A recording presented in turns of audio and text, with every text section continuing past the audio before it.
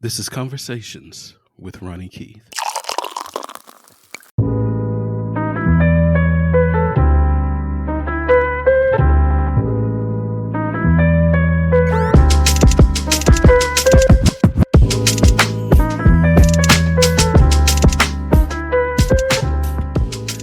Thank you so much for joining us today. This is Conversations with Ronnie Keith, and I'm your host, Ronnie Keith. I want to thank you guys so much for all of your support, everything that you guys have been doing, downloading, telling people about the show, listening. Last week's episode, as you know, we had Tashonda Bryan on, and she told her courageous story. That was part one. We will be back with her with part two, so be on the lookout for that.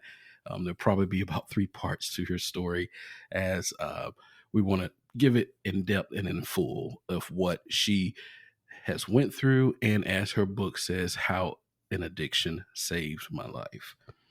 This week is going to be a little different. As you guys know, every other week we generally is going to be an episode with me and Iris, and this week was supposed to be me, Iris, and Isaac, but we're going to hold off onto that for next week, which is when we will have that episode, as we have a few fan mail that came in that we need to answer pertaining to Iris and I, and also to Isaac and I from a couple of weeks ago. So we will get to that. So even though you may be disappointed, I hope this makes up for it, because I got on today with me is my brother, my friend. He is actually was the first guest on Conversations with Ronnie Keith. We're going to have him on today. Now, we're not finishing his story today. We're going to get back to that. So there'll be a part 3 for his story. But today we're going to touch on some topics that are happening as we speak. The debate that just happened the other day, Tyreek Hill, the football player, being detained by the cops and being arrested, knee on his back on the highway, and how that pertains to the candidates' platforms as they run for the presidential election here this year. I had to bring back on no other than Dr. Professor Antwann. What's going on, brother? How you doing today? I'm doing well. How are you? I'm doing pretty good. How about you? I'm doing well. I can't complain. I can't complain at all. Oh, I got it, man. And just to let you guys know, I actually just came back from vacation, and me and my family, we went out to Los Angeles, and I actually saw my brother for the first time in many years. And so Yes. had a great time in the brief little moment we had when it was tropic weather out there in Los Angeles. Tropic weather, and the ground was staying still. Right. At this time, as we record today, they had 3 earthquakes out there in Los Angeles. So, but I'm glad that you're safe, and I don't think there was really too much damage done with these earthquakes. So, how's everything been going for you, though, brother? How's life been treating you? Pretty good. You know, can't complain. Day at a time, step at a time. So you know, everything is everything. I cannot complain. I'm glad to hear that. I want you guys to really take a chance. If you are on TikTok, Antwann has an excellent platform that he has built over these last few months, where he is giving social commentary on news, politics, culture, just life in general, and life in LA. I want you guys to please, if you're on TikTok, please subscribe to his page, follow his page. It's at Antwann_Michael. And I mean, he just gives the best videos. He has these Stitch videos. If you guys don't know what Stitch videos are, he's referencing what he's talking about, showing actual footage of what he's talking about. For instance, if he's talking about, some commentary that happened on the news or the debate, which we'll talk about today, he references those videos. He also does on location videos. I mean, he's a real live, true reporter, and he has the best videos, bar none, on TikTok today. So I am encouraging you all that listen to this show, please go show him some love, show him some support, follow, like, comment on his videos. It's at Antwann_Michael. He is phenomenal. And if you haven't yet, and I know we've talked about this on the Short Disc podcast or my other podcast, which airs on Tuesdays, but if you haven't yet, take the time out. There's a documentary on Barbie, the Barbie doll, on Netflix. Antwann is in that documentary. It's a Shonda Rhimes production. Please take a moment to take a look at that documentary just to support our brother. He did a phenomenal job on that documentary as well. And so I just want to take these few moments just to really give you your props for what you have done, what you have created, the platform that you have created for yourself, and how you are continuing to grow, Antwann, because it is a phenomenal platform that you've created. Well, thank you so much. And part of the reason why I am on TikTok is because of you. You were like, "Where are you in my house? Why aren't you on TikTok?" Right. so so thank you. It's really stretched me. It's allowed me to get back into my creative bag in terms of how information is presented, and I definitely have you and about two other folks, one of my mentors, Crystal, and my cousin Mashara, who really pushed me Excuse me. into that world, and Good. said, "Hey, you need to be doing this." So That's right. thank you. That's right. Yeah, no problem. No. You are phenomenal. So please, once again, check him out. Check him out on TikTok at Antwann_Michael, and check him out on Netflix on the Barbie documentary. Uh Antwann, we've had a lot happen in Yeah. a week's time. Yes, Lord. Uh, the main event today, we will get into the debate between the presidential candidate for the Republican side, former President Donald J. Trump, and the Democratic nominee, Vice President Kamala Harris. And they had their debate on Tuesday, Mm-hmm. September 10th, which is a special day because it was my birthday. But they had a great Wow. Happy debate. birthday. Yes, Thank indeed. you again. Thank you again. So before we get into the Kamala Harris and Donald Trump debate, I want to touch on a couple of things. Well, first, we're going to lighten the mood just a little bit. Did you see your brother Shannon Sharpe Ah! on Instagram? Former NFL player Shannon Sharpe. Oh my He's goodness. a personality. If you guys don't know, he's a sports personality now on ESPN. He also has his own podcast. I forgot the name of that podcast. Isn't it Shay Shay Club or something like? Oh no, that's the after one, right? Oh, yeah, that's the YouTube show. He has Shay Oh, Shay okay. Club. Then he has a podcast with Chad Ochocinco, a former NFL player. But there was a video that happened alive, actually, on Instagram, where brother Shannon Sharpe had put his phone down and commenced to grunting and groaning. And there was allegedly a woman in there. I say allegedly because we're not 100% sure. If That I could he just run up out my body right now. See, I try to keep the petty and the messiness over at the Short Disc podcast, but I had to bring it over here today. Um, but he was, having relations, and it was all on Instagram Live, and then he came back later on and said he apologized. First, there was a message sent from his team saying that he was hacked, and I'm just like, what? Then he said he accidentally went on live, and just a whole lot of mess. Antwann, what were your thoughts? And let's not forget it did for him. It cleared up that he wasn't gay, as that's been a big point of contention for brother Shannon Sharpe these last couple of months here, since he hit it big with Cat Williams earlier this year. What were your thoughts on that accidental live video on Instagram? At first, again, I really was just like, I'm not sure how that was accidental.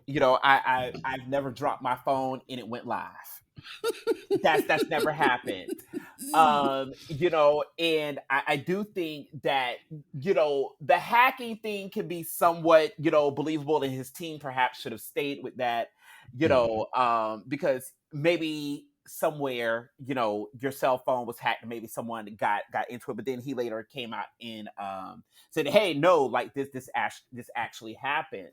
And my thing is, listen, everyone is entitled to sexuality in their own way and how they express in their own way, but it did seem very important to him that this validated the fact that he does not have relations with men.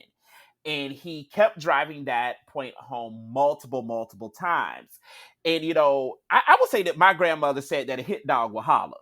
Right. And if that is what this was all about at the end of the day, that ultimately ended up costing you your ESPN contract, etc.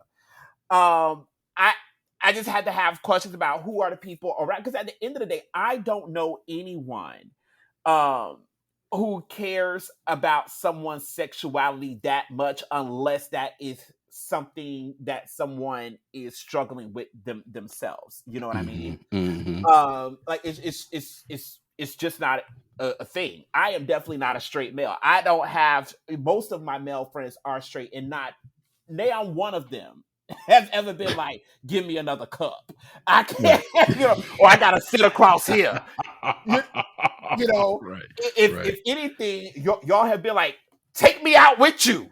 Yeah, right. Y'all got all the ladies, like, you know what I Right. mean. Right. So peace and blessings to him, and whatever this means for him in his time. And he came out, he apologized for it, or whatever helps make him feel comfortable. But I mean, I just thought it was very, very interesting. And I, in this day and age where everyone has a what do they call it, OnlyFans.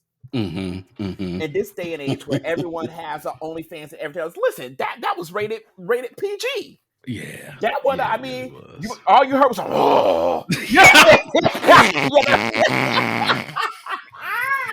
you know, that's all we got. You know what I'm saying? Out of that, but it ultimately, if I was on his team, seriously, and I'm speaking marketing wise, I'm like, he dropped the bag on that, because he said he took them little pills or whatever, but before he went and listen, that could have been a bag right there. Yeah. If, Yeah, it really if you could. want to be grunting Shannon, take you some of this, make you a TikTok, and play that sound in the background. This could be you too, So Oh. come on, Papa. A complete mess. A complete mess. But Oh yeah, you're goodness. right. I guess he couldn't go with, the type of endorsements, because I think right now his main money getter is ESPN. So he had to be on the kind of, watchful side of that, of what they were going to hand down to him, because, people have been fired for quite less. I mean, we saw what happened with Paul Pierce last year, the year before last. I can't remember. So he probably was like, okay, what's going to happen here with this fallout? But he did also increase his bag in a sense, because now people are going to be tuned in to the next Club Shay Shay or something, just to see who he has on and which one of those people will address him with that, confront him with how that happened. So I don't know. He could have expanded his bag a little bit, but he didn't want to get Mr. ESPN too upset with him, I guess. Yeah, I suppose. And I mean, of course, we're laughing about the situation, but I mean, this also falls like along, racial lines as well, right? Because we know that there are plenty of white men who have done things actually far worse, Yes. and are still on air. Mm-hmm. Although he's not necessarily sports related. I remember when Jeffrey Toobin was masturbating live on a on an all staff call for CNN, and they still invited him back. Mm. Right? So when we talk about, and even though like he's a CNN, it's still men in media. So I think it is an interesting conversation about how race mediates these moments. Shannon Sharpe accidentally, allegedly, goes live, Yeah. and it becomes, the grunting, former football player, and Jeffrey Toobin literally has his penis out and is masturbating, and is invited back on CNN, and then there's a whole Yeah. conversation happening around, can Shannon Sharpe return to Hello? ESPN? Lost you. Oh, I had lost you there for a quick second. Oh, That's all right. can That's can all you hear right. me? Okay. Yeah, I can hear you now. I can hear you now. So, there's a whole conversation, to be had around that. So Right, you right. never know. Right, absolutely, absolutely, and he wasn't the only sports figure that made headlines this week. We had an active NFL player Hmm. that made the news. Tyreek Hill. He is a wide receiver for the Miami Dolphins. There was a video released of Tyreek Hill being handcuffed and placed face down on the street outside the team stadium after he was stopped for speeding and reckless driving Sunday morning before the Dolphins' first game of the season. They showed the footage, and the police officers, they I saw them yank him a couple of times, and then they threw him on the ground. And Yeah. Miami-Dade Police Director Stephanie Daniels said she had launched an internal affairs investigation. I believe, yeah, the police officer was placed on administrative leave, and I believe another one was placed on administrative leave. His teammate Callius Campbell, if I'm saying his name right, was Hmm. also briefly handcuffed after coming to his teammate's aid. Tyree said he didn't want to make this into a black and white situation, but sometimes it gets kind of iffy when you do, he stated. And he said, what if I wasn't Tyreek Hill? Lord Hmm. knows what that guy or guys would have done. I was just making sure that I was doing what my uncle always told me to do whenever you're in a situation like that. Just listen, put your hands on the steering wheel, and just listen.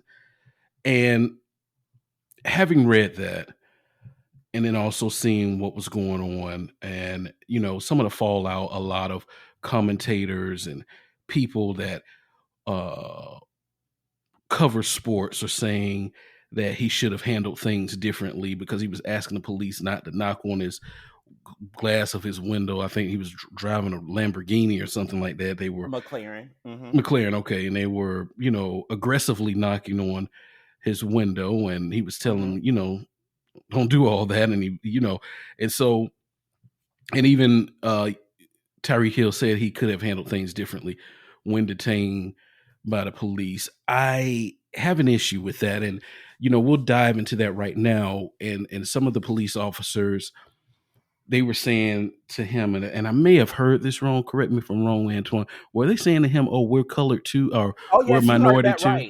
You Okay, heard they said we are people of color too. Don't act like that's something special when he said that he is a black man in America. You heard it right. yeah, and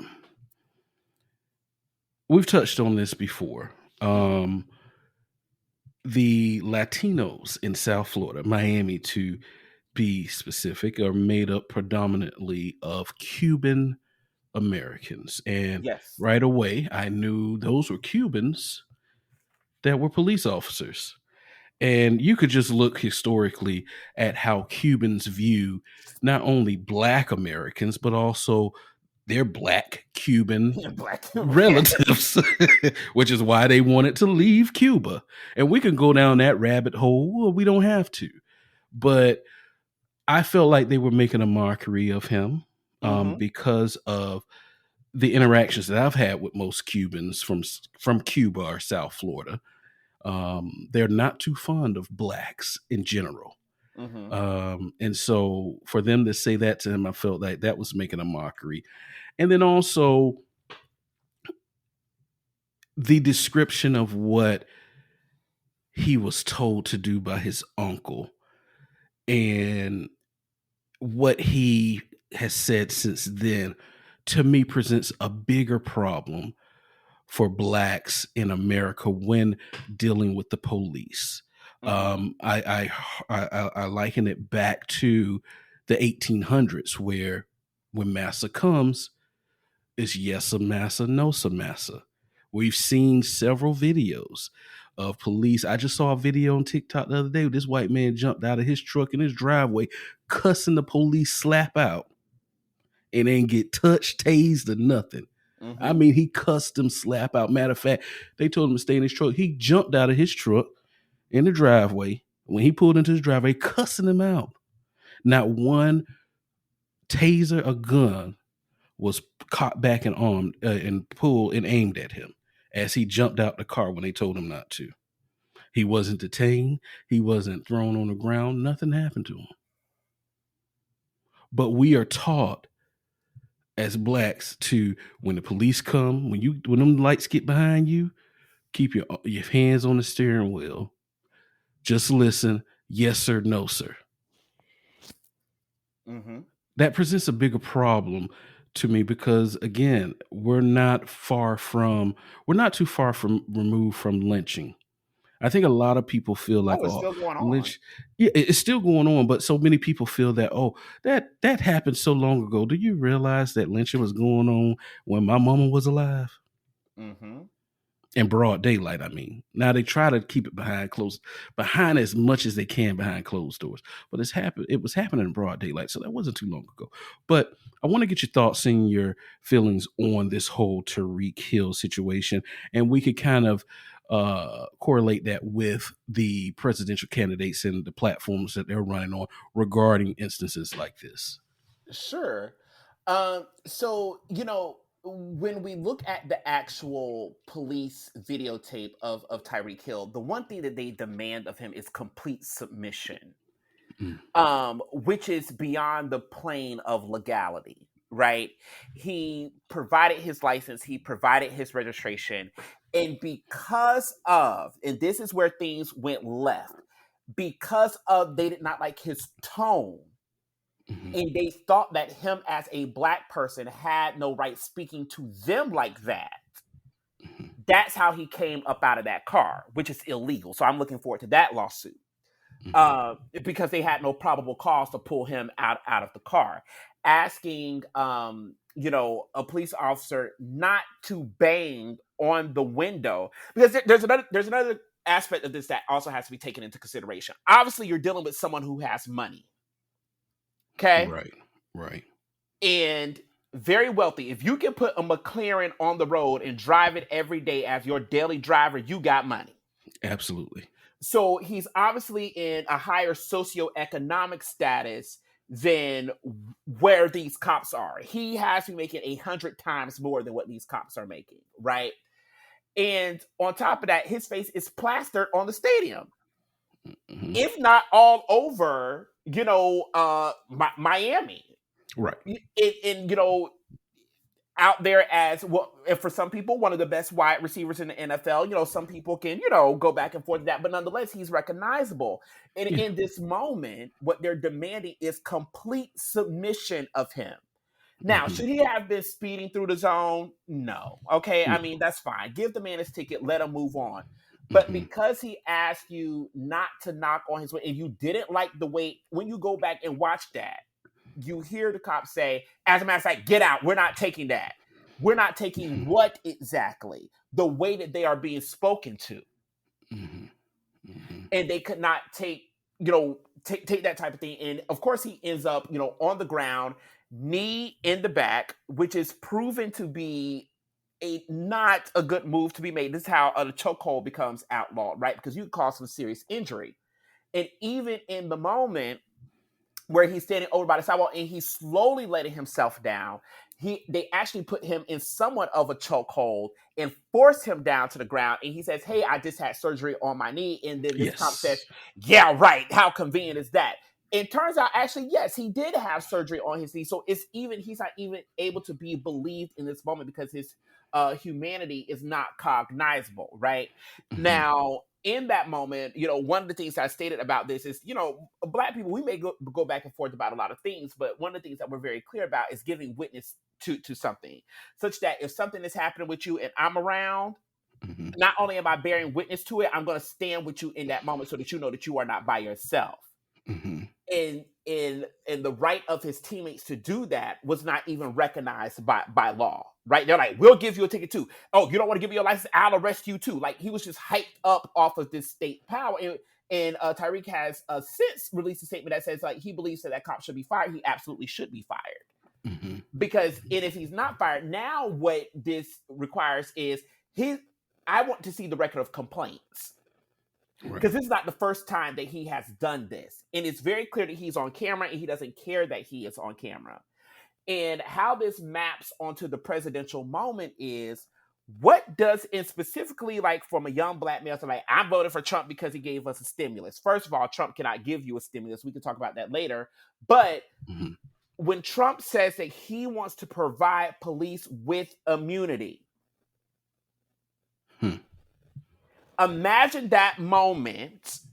And let's be clear, Mar-a-Lago is not too far away from where this incident took place. Right. Right? So imagine in that moment, those cops have immunity to do whatever they want to do because they know they're not going to be held accountable. That is dangerous. Mm-hmm.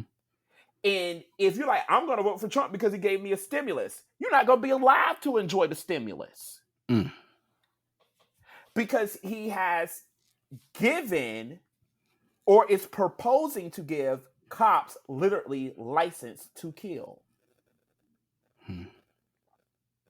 That's just what that is. Now, there's Kamala Harris on the other end, and I want to be clear about this, right? Because we know her background as a prosecutor. I was about to ask that. And she had to be clear, what has not made it to the campaign trail and what did not make it onto the stage of the DNC, they highlighted many of her programs. Many of her programs, but they did not talk about her truancy program, which was an issue in this state. This is where, she would, tell working class parents, I'm going to lock you up if your kids don't make it to school. And she was not paying attention to the social issues that underlie that. First of all, there was no transportation in the home. Their parents had to get up early and go to work just to make sure the lights were on, to put food on the table. She wasn't paying attention to social issues. Organizers in this state had to push Kamala Harris to the present position that she now has of not defunding the police. Kamala Harris has never been a defund the police type person. She has said that we need to reallocate resources into the community such that we have healthcare taken care of, we have childcare taken care of, that food accessibility is there, that we know that when resources are, and this is what sociologists, psychologists have done numerous studies on, that we know that when these type of resources are in the community, the type of issues that police for do not happen. But when you are a hammer, anything is a nail, right? Right. So, there's that. But to be clear, that is Kamala Harris's position now, and she's been very clear and on camera. So I will give her props on that. Where she has stated that placing more police in communities does not solve the issues that folks would like to see solved. Whereas Trump is like, not only do we need to add more police, those police need to be given immunity. And these are things we have to take into consideration. And this even impacts women, right? This is one of the things that I was speaking to in that particular TikTok, that we know that the homes that police officers occupy, 40% of those homes experience domestic violence. And their partners cannot call for help because when you call, who are you calling? Your husband's colleague or your partner's colleague, if you're dating. And your husband also knows where the shelters are located and what those resources look like. Your husband also knows how to navigate institutions so as to escape accountability. Right. So police officers in and of themselves have an issue with domestic violence. And so when you have a candidate like Trump, who's not only saying, okay, we want to get rid of abortion, we want to give cops immunity, this has strong implications in the lives of Black Americans and women, and Lord have mercy when those areas intersect with one another. But then you have another candidate who's saying we actually need to provide resources. The choice becomes clear here, right? So it's something to think about. Well, let me ask you this, and let's go ahead and jump into the debate. The debate took place between Vice President Kamala Harris and former President Donald Trump on Tuesday, as I stated earlier. It went kind of how we expected. Yes. Trump was flustered. He tried to filibuster as much as possible. Kamala gave her, her looks, and I felt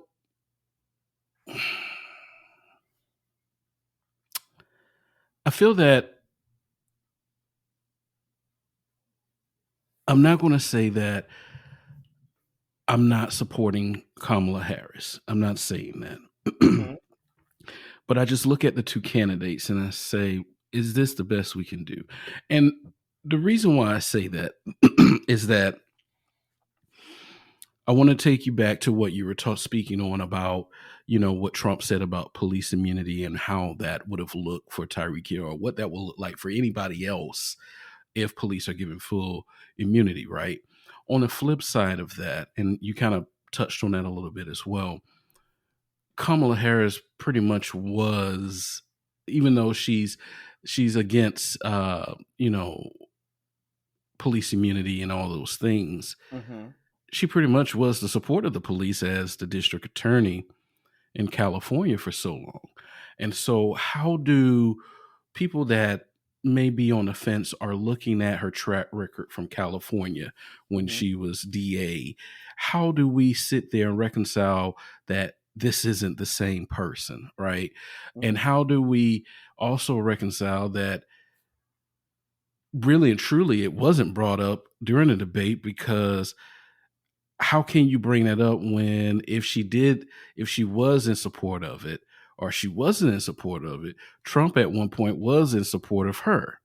So who Mm-hmm. does that look worse for? So my question is, how do we as people sit there and go, okay, well, certain issues like this, which is very concerning, for Trump to get in office and want to do these things, but then flip it around and say, well, what if Kamala flips and actually backs that?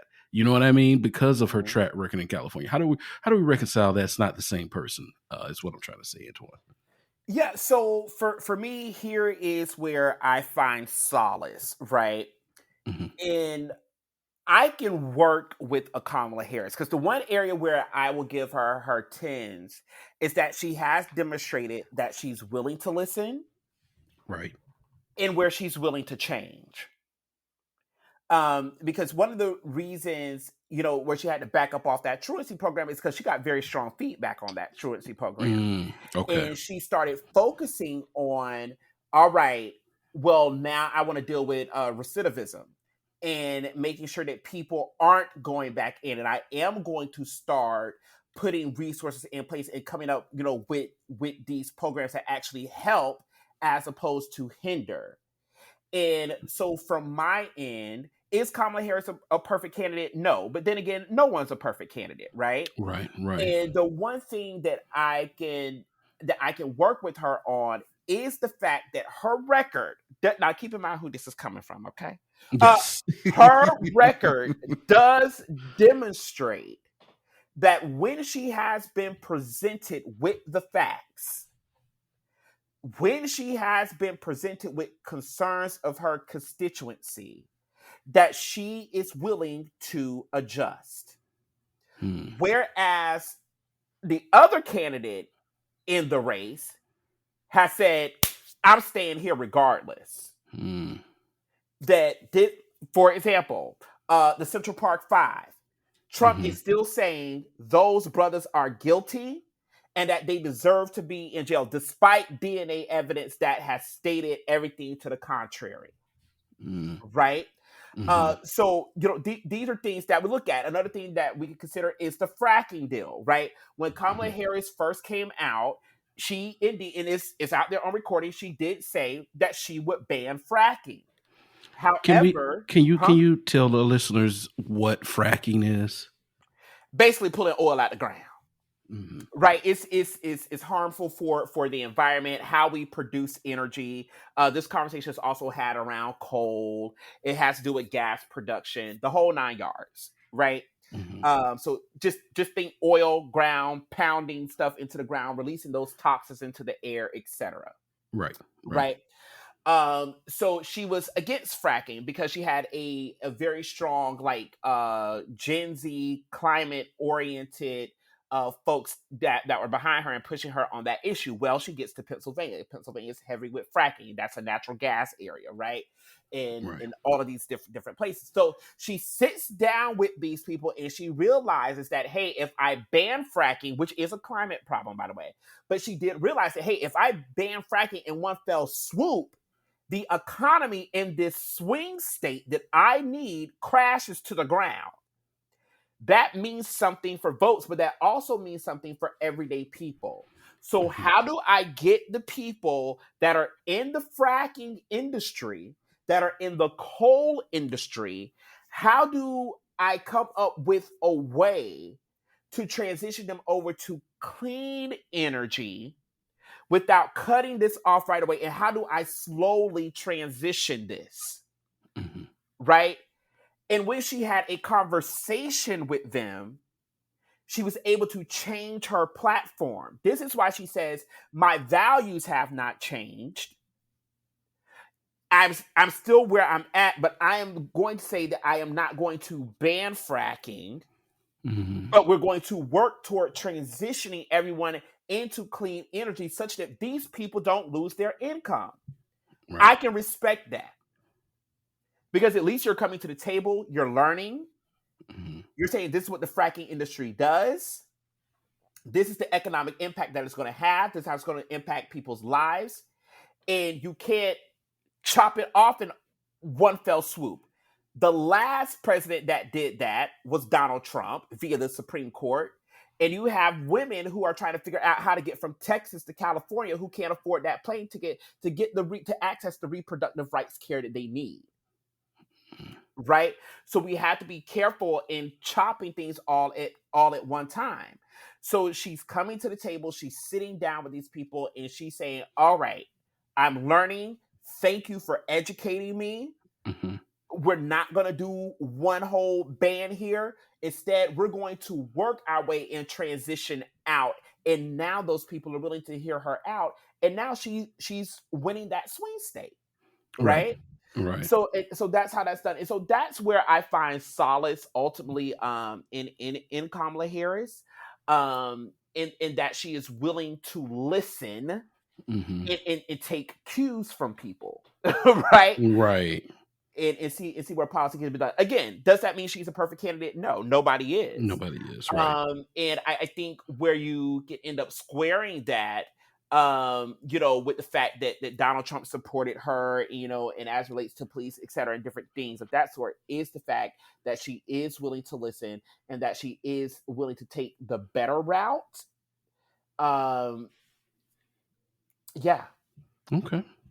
I got you. So from the debate, historically right-leaning news station Fox News Mm-hmm. reported, Laura Ingraham from there stated that Kamala Harris moved the points a little bit on betting markets. Three Republican sources, a political operative, a Trump ally, and a donor described Trump as coming off as angry Mm-hmm. as Harris pushed his buttons and got him going off on tangents about questions about some of his key policy areas. Another Trump fundraiser said Trump's frustration hurt his ability to execute on his own plans and the points he wanted to make, but hoped Mm-hmm. that voters would feel similar rage. Trump is so angry he can't clearly get his message across, the Trump fundraiser said. She's cool, calm, and able to provoke him. I was stressing hearing it. But the fundraiser noted American voters are stressed and angry. Maybe they very well identify with Trump's anger. So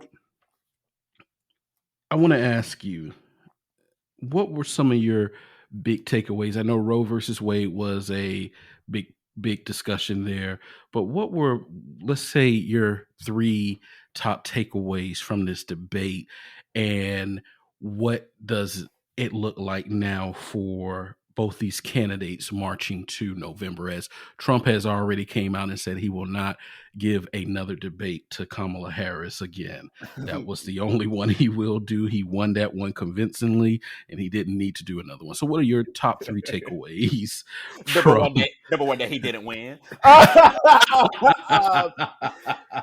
So my top three takeaways from the debate, and I have like 10 pages worth of notes in front of me, believe it or not. I believe Was it. is, first of all, that Trump does not have a plan, right? I'm not Mhm. sure if you remember that particular part of the debate where they kept pushing him and they were like, do you have a plan? And he said, no, I have proposals, but I do not have a Yes. plan as of yet. That Right. is really scary. This man does not have a plan, and we all know that the plan is Project 2025. Let's be very, very Mhm. clear about that, right? Like, that's just what that is. So that is Mhm. the takeaway. This man is unprepared to assume office, which says to me, right now, this is going to be my takeaway point number 3, that he knows that there's some sealed indictments somewhere, but we're going to get to that in just a little bit, Mm. right? Because So this is the office he was already in. this So is you an should. office that you got it. Absolutely. Okay. This is an office that he was already in. He should be prepared. Folks should be lined up. I will do this on day one. This is what I'm going to do in the first 100 days. Mhm. It was night and day from what Kamala Harris was able to roll out with her opportunity economy plan. And she Mhm. rolled it out like butter, right? Mhm. There were a few points in the plan that she missed that I thought she could have reached a little bit more independent voters. But what the debate made very clear is that Kamala Harris does have her plans lined up. She does have her policy initiatives lined up, and that she has establishments that are standing behind her to to make those policies a reality and to make them very clear. The other thing that was very obvious to me, which I'm pretty sure is obvious to everybody, it's not necessarily a revelation, is that Trump is a true narcissist, Mhm. Mhm. right? And that's what Kamala Harris was able to play into, baby, as soon as she talked about them rallies. Oh man, and the That's what numbers. that's what threw him off. Yeah. That's what threw him off. And not only is he a narcissist, he's also a racist narcissist because he kept throwing the red meat out there, talking about Haitian folks, eating people's pets, talking about immigration and those people. Right? These are all dog whistles Yeah. that is appealing to a certain base, right? Mhm. So he kept throwing that red meat out there, and through that, what is heavily on my mind is I am concerned for the election period, and then when it comes time for that election to be certified, I think we're going to see some craziness in this country, right? Mhm. Because there are some people who are not going to let this go at all. As a matter of fact, I'm not sure if you saw the news story today, but in Springfield, Ohio, they actually had to place security outside of City Hall today No, I didn't see because that. people were calling in threats. Oh They wow. said they sent home the staff early. Mm. This lets us know. So the same thing that he did with January 6th, he drummed up that same animosity, that same hatred. It hit home today in Springfield. You have folks that are of Haitian descent who are trying to figure out how do they flee Springfield because they are scared for their lives. Because you have those who are white supremacists who are arriving in the city and are threatening folks to the point to where City Hall had to shut down for the day Oh wow. based off of a lie, right? And so if Right. this is happening because of a debate, what happens when the election goes down and you have Emerson College, who is one of the most reputable polling institutions in the United States? They're based out of Massachusetts, I believe, who is showing that the Kamala Harris train is pulling ahead. Mhm. If you are willing to do this off of a debate, what more are you willing to do off of an election? And I think what's very, very interesting is if we go back to January 6th, which is another thing that stood out to me about the debate. Remember, Trump stood on that platform and he told it, and I'm going to be there with you. I Yeah. don't know if you remember when he Yep. said I that. remember. I And remember. those people ran up in that Capitol, and where was his ass? At the White House, chilled out, watching it on TV, saying, "Oh, this is something. This is really something." And Yeah. those same people ran up in that Capitol, well, City Hall in Springfield, Ohio, right? And Mhm. where's Trump? At Mar-a-Lago, wherever he may be, doing whatever. So they get ginned up, they get juiced, they get hyped up on that racialized high, and he leaves them out there to dry. You got people that participated in January 6th that's sitting in prison right now, Yeah. listening to him, right? And still on that stage, he would not take accountability for January 6th. Right Yeah. now, you Yeah. know my position on police, but he would not. The person who was at the head of the law and order party wasn't even willing to say, "Hey, yeah, police were injured." Wow. He wouldn't even admit that on the stage. This man would not, he even refused to say that he lost the election again, right?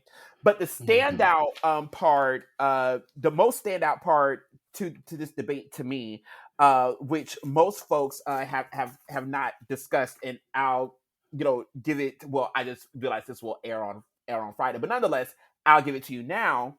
Mm-hmm. I was going to say you'll get it before TikTok gets it, but never mind. That's all Is right. when they engaged the Ukraine question. Mm-hmm. That was a very loaded question with very loaded implications. It made it very clear to me this is why Trump did not want to shake Kamala Harris's hand. This is why he did not look at her one bit during the during the debate. And he did try to get snarky with her, but he wouldn't do too much. Mm-hmm. Right? And so when the Ukraine moment came up and they were pushing him and they were like, hey, do you think, it's in the United States' best interest that Ukraine wins this war? And he would not say yes. Mm.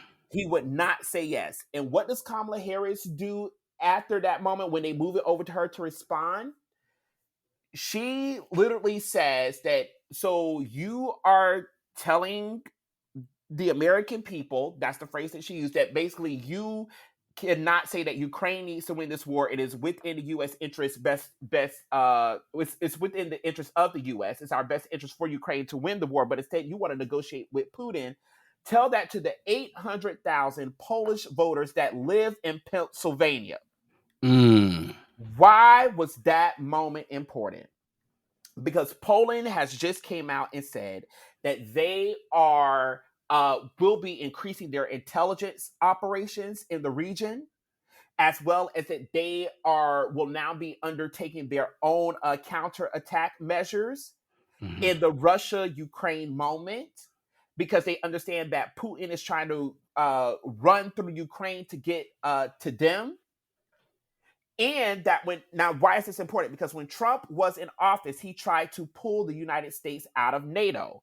Why? Because Poland is a member of NATO, and NATO is, you hurt one, you hurt all. Everybody coming Right. for you. So if I pull the United States out of NATO, then the United States is not going to fight Russia when Russia runs into Poland.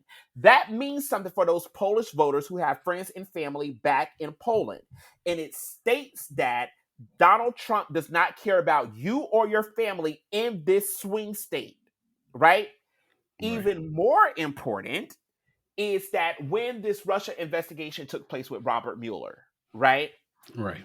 One of the sources that came up was Alpha Bank. And Alpha Bank, the head of that bank said that yes, this was under testimony. He said that yes, Putin reached out to me and he wanted me to connect a channel to Donald Trump. And the Senate committee comes out and basically says, we don't know why Alpha Bank and the Trump organization was even talking to each other in the first place. And that the reason is that each organization gave for why they were talking to one another is not consistent with one another. And who was serving on that committee during that time? Kamala Harris. Mm. Kamala Harris has all the intelligence Wow. on Donald Trump as it relates to that issue. So he could not respond to that moment even further, right? Donald Trump and Elon have become buddy-buddy. Yes, they have. And Elon has now been like, oh, all against Kamala. Kamala cannot go into office. There's a reason why these men are going like this. Because Elon is now under scrutiny by the United States government because a Russian general of their military has come on the internet. Everybody can look this up. It made a whole video about it and thanked Elon for sending him a Cybertruck. Mm. They took that Cybertruck, outfitted it with Russian artillery, And it said this will be going into the Russian military on the front lines. And keep in mind, that truck is what? Bulletproof. Right. Remember, he developed it for that. The truck is Mm-hmm. bulletproof. He sent it over there. And now Elon comes out on Twitter and he says, no, I didn't do it. I didn't do it. And then he says, if Kamala gets into office, this is going to happen. This is going to happen. Here is the reason why I think this moment is important from the debate. I think Kamala Harris is aware. Now, I can't say this for sure, but I'm just leaning into this moment. Mm-hmm. I think Kamala Harris is aware of the fact that there are sealed indictments for Elon Musk and Donald Trump on this issue. And I think that Donald Trump and Elon Musk have a very strong idea that there are also sealed indictments. And this is why Elon Musk, who has historically been a Democrat, Yep. all of a sudden it's like Kamala can't get in. Kamala can't get in. The reason why Kamala can't get in is because you are up the river without a paddle. And the same thing is happening for Trump. That was a very important moment in the debate. Is it just me, or does it seem like Trump is starting to somewhat distance himself from Elon? I think that they're actually becoming more connected, right? Which is how you get that 2 hour and 30-minute interview on X. Okay. And the reason why I say that is because and I did a TikTok series around this too. Mm-hmm. Trump has dirt on Elon. Yes. I don't know what that man may have done. This is my belief, right? Mm-hmm. I want to be very clear. This is not Ronnie Keith's belief. Oh, it's my belief too. Oh, well, there you go. I believe that Trump has dirt on Elon, right? When I went through the financial records, Trump had only paid X like $1,000 some odd dollars. That RFK had actually paid $500,000 for the same exact services. I walked through that on a TikTok, right? Mm-hmm. And I started doing the triangulation between these three men. And it is very obvious that Elon has done something, because remember when Trump was in office and he tweeted out on his platform, that Elon came groveling at my feet and he would have done anything that I wanted him to do, except somebody got dirt on someone somewhere, and Elon is too far up that river now. Mm-hmm. And someone somewhere in the United States knows what it is. And when this election goes through, my argument and my belief is that we will see some things happen. Because if you remember or recall, Elon is in charge of SpaceX. Yes. That means that he has access not only to U.S. governmental resources, mm-hmm. but also U.S. intelligence.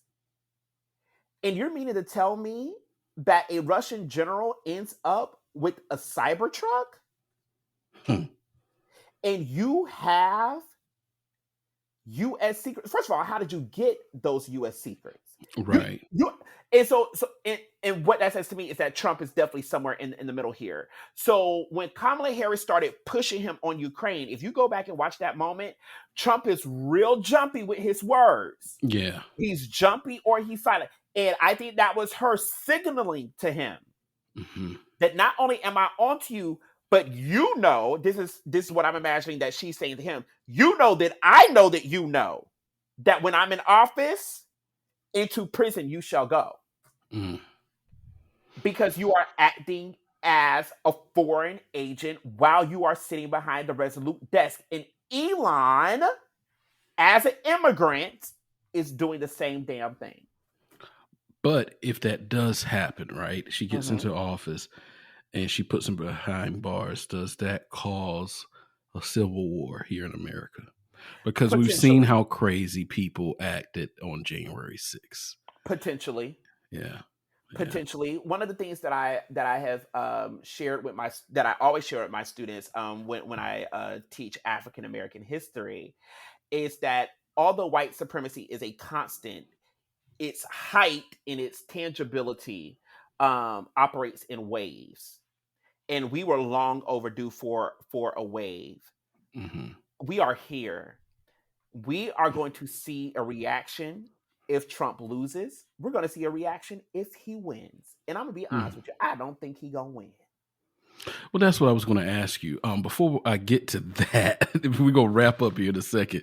The before I get to that point, I'm reading an article and it says how the GOP's Darth Vader turned into Luke Skywalker. And what it is referencing is that Dick Cheney, former Vice President Dick Cheney, and his wife, and his daughter. yes, all the Cheneys, Liz and what's the daughter name? Mary, something. No, But it's Liz. Mm-hmm. okay, they all came out and endorsed Kamala Harris. Now, Yes. George Bush Jr.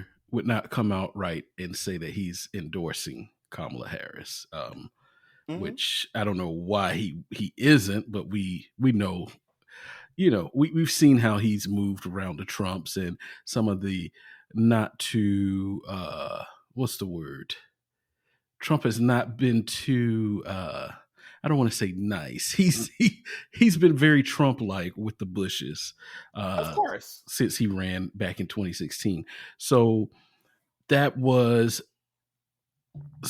very surprising to hear Dick Cheney come out in force. What does that mean for the Republican Party? Are there more like Dick Cheney that will publicly come out, or are they going to be more like George Bush and lay in the winds and not publicly endorse, but Yeah, they will be more like George Bush.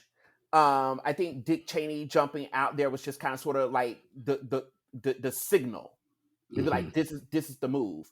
Because let's be clear, if Dick Cheney is voting against a Democrat, we are in some crucial times. And it says two things to me. First of all, that the Republican Party, the GOP, is having an identity crisis. Trump has done so much damage to the right that it's going to be really difficult for them to regain any type of credibility.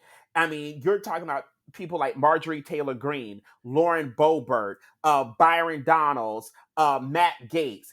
These people have done tremendous. Even Mitch McConnell, he bought into the Trump BS, right? Kevin McCarthy, Mike Johnson, who's Speaker of the House. I could go on and on and on. The Republican Party is having an identity crisis.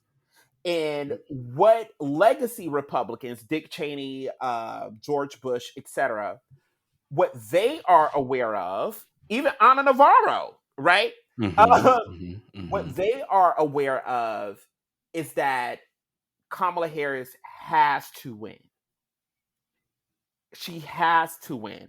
And the reason why she has to win is that because this election is extremely, and we hear this every election cycle, but I mean this when I say this. This election has extreme implications for the stability of the nation state that is the United States. And what Dick Cheney, George Bush, and every other traditional Republican realizes is that we are looking at the radical reconstruction of the United States should Donald Trump win. This is why this man is not going to win. I'm not going. We'll talk about that off air. Okay. He's not going to win. Right. That's just what that is. Because when it comes down to the nation state, okay, there's voting and then there's the nation state. When you are impacting the nation state and you think you are bigger than the nation state, you got to go. They don't have Secret Service around these people because they're them, right? Whether you're Barack Obama, Bill Clinton, whomever, they have Secret Service around you because you represent the nation state. We're talking about the economy of the United States. We're talking about the world power of the United States, and potentially that world power shaking hands with Russia and letting Russia own the East, therefore putting at risk United States oil reserves, our interest in the Middle East, and everything else. This goes deeper than the issues that are being talked about on CNN, MSNBC, Fox News. Pick your choice. We are talking about the stability of the nation state. And when someone like a Trump, who I deem as a domestic threat, and if I see him as a domestic threat, the FBI, CIA can't be too far behind me now. They can't be. Come on now. Right. When you are an existential threat to the nation state, you get eliminated. That is what, and eliminated doesn't necessarily have to mean you laying, on your back in somebody's casket. It can mean that you will not win this election. And any of your crazy folk that get out here and do crazy stuff, as they found out on January 6th, we'll take care of them too. Because anybody who thinks that they are stronger than the actual nation state itself ultimately ends up getting dealt with. As some of these police officers who thought they would never be in jail. You got out there and you thought that you were stronger than the police force itself. And the police force said, you making us look bad. You got to go to jail. The same thing applies. The system will chew you up and spit you out. And that is what is about to happen to Donald Trump. Because he is an existential threat to the United States. And the United States isn't quite ready to become Rome. So would you say that Kamala Harris' presidential win is a win and a move in the right direction for the Republican Party to restructure? Yes, in that, first of all, Kamala Harris has already stated that she's willing to have Republicans in her administration. I did not know that. She did state that. And when it was announced that she was taking over for Joe, one of the things that I stated is that she's going to have to run from the middle. And she, in order to get this done effectively, it does make sense for her to have Republicans, somewhere in her administration, but she is going to have them there because that's going to help them to rebrand. The GOP has a lot of work they're going to have to redo. Because this man has done damage. But to answer your question directly, Kamala Harris being in office, does this help the Republican Party to rebrand? Does this help them out? Yes, because the Republican Party has gone so far right that the Democratic Party are now centrist. Who leads the way for the Republican Party to rebrand? Believe it or not, Liz Cheney. Wow. I see Liz Cheney heading that up, as well as oh my gosh, I can't remember his name. He's a black dude. He used to sit at the head of the Republican Party in terms of like his name is Michael Steele. Michael Steele. There Mike Steele. Yeah. So no, Vance is out. JD Vance is an oddity that I'm not even sure how he got where he got. I do think these extremists will completely be gone. They will fade out after a while because they're going to start realizing, oh crap, we can't win elections. What are we doing? Yeah, but they still have the Supreme Court. They do have the Supreme Court. You are absolutely 110% correct. However, justices can be impeached. And if you keep on losing these elections and you get a Democrat majority, now you need a lot more of the Senate. You need basically all of the Senate to impeach a justice. But none of these things are not impossible. Also, the president has the ability to do what they call pack the courts. But to be clear, historically, the United States has added a justice for every district that we have. We have 13 districts in the United States. We only have 9 justices. We are behind, right? So if I am Kamala Harris, I am swinging heavy and I am swinging hard, and I'm adding 4 justices to that court. Should justices be on term limits? In my opinion, no. I strongly disagree with you on that, but tell me why you I strongly disagree with you on that. Why do you believe they should not be on term limits? Now I do believe Senate and House of Representatives should be term Absolutely. limited.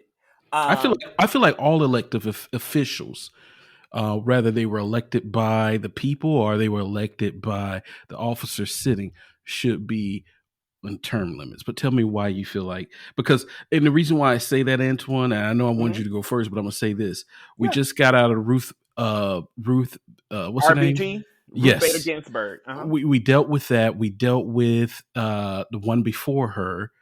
Scalia. We Was that had these Scalia? people. Yeah, I think it was Yeah. Scalia Yeah. dying in office, Mm-hmm. and look what was the result of that happening.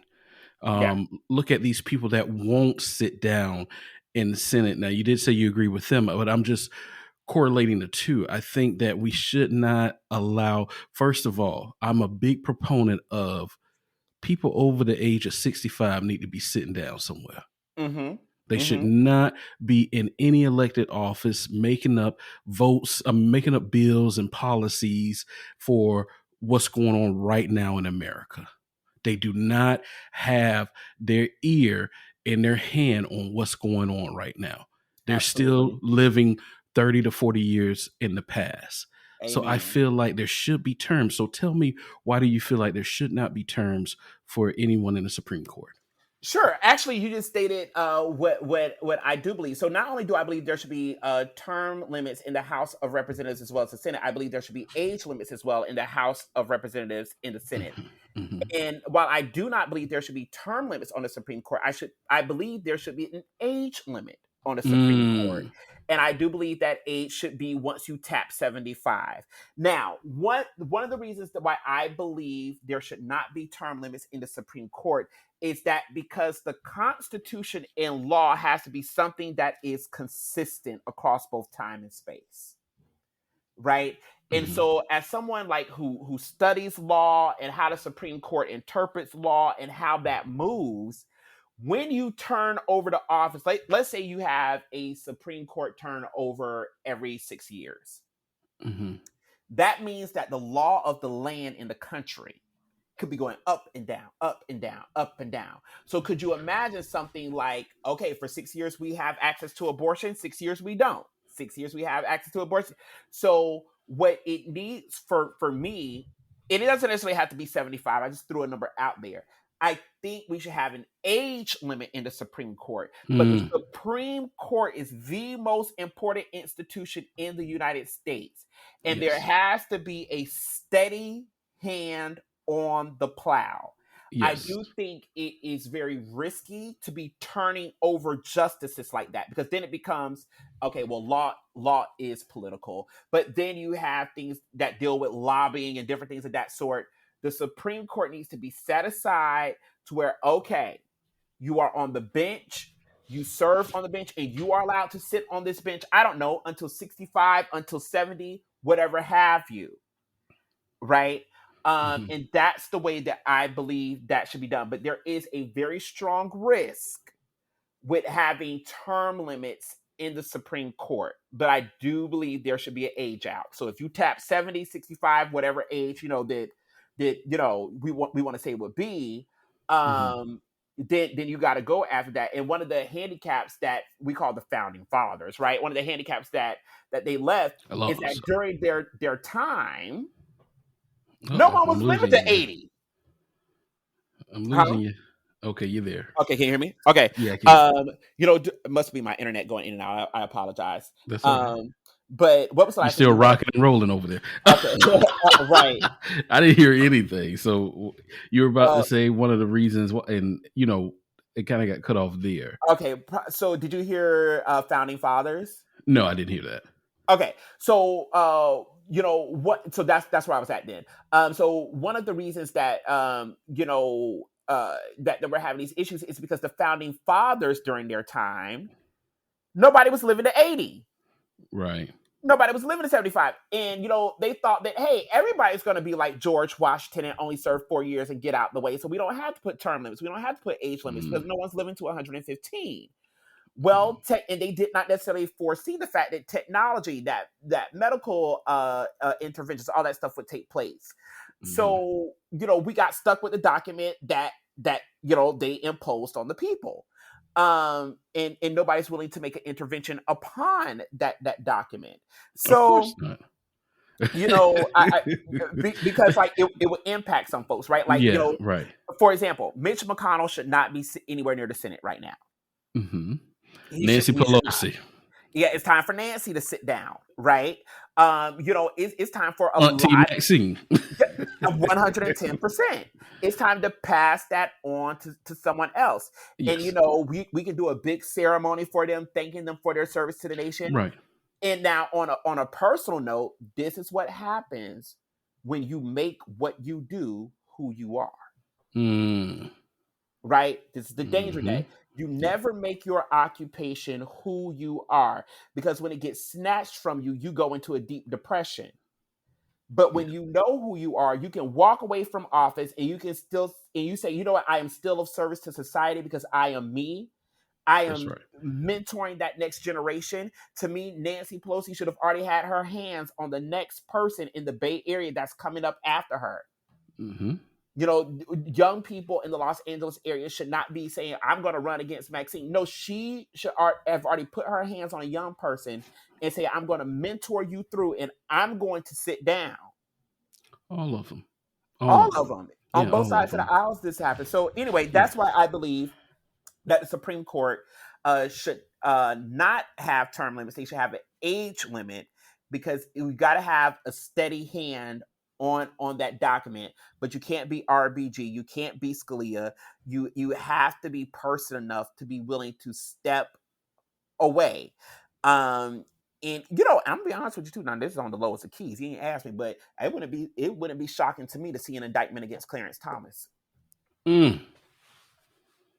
It would not be shocking. Mm.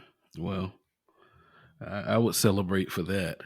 Listen, you and me both, okay? Dancing in the Well, streets. well, once again, Antwann, thank you so much for coming on. I know we crammed a lot in there in an hour, but there's so much more that we could talk about. Of course, that's why we'll have you back on, as we get closer to election night. So going away from this, final say, you believe that Kamala Harris will be named our next president. At 110%. Okay. I said this to someone the other day, and I felt like I said it to you when I saw you the other day, but I'm not sure. I see this somehow could turn into a repeat of 2016 Absolutely. We with us mhm. thinking, believing, everything showing that Hillary Clinton was going to be the next president, and at midnight she didn't get it. And I think that, with that being said too, I think just like in 2016, Trump does not anticipate going into office. He didn't anticipate it in 2016. I don't think he anticipates going in this time. And if it does happen, he's going to be PO'd because he didn't mean to get in there, but he doesn't like losing either. You know what I'm saying? So it's a Mhm. lose-lose situation for him. I don't want it to happen. Don't get me wrong. I'm not sitting here saying, oh, I want Trump to win. No. But I'm seeing a lot of people not being moved from voting from Trump. And a lot of us are still voting for Trump. Mhm. So that's why I say that. Well, Um, I think on the surface, yes, but I think when a lot of these women get in that voting booth hmm and away from their husbands, hmm Okay. They not stupid. I say that. Okay. All right. Well, Antwann, once again, thank you so much for joining me. I really appreciate it. Like I said, you'll be back. We've got a collaborative show that we're going to be doing here in the near future with a future guest, and of course, we'll have you on for more as we get closer to the election time. Sure, absolutely. Thank you for Thank you. having me. Thank you. I want to thank you guys again for supporting, listening. Please, as I stated before, go out and support Antwann on TikTok. He's at Antwann_Michael. And he does phenomenal TikTok videos. Thank you so much for listening. This has been Conversations with Ronnie Keith.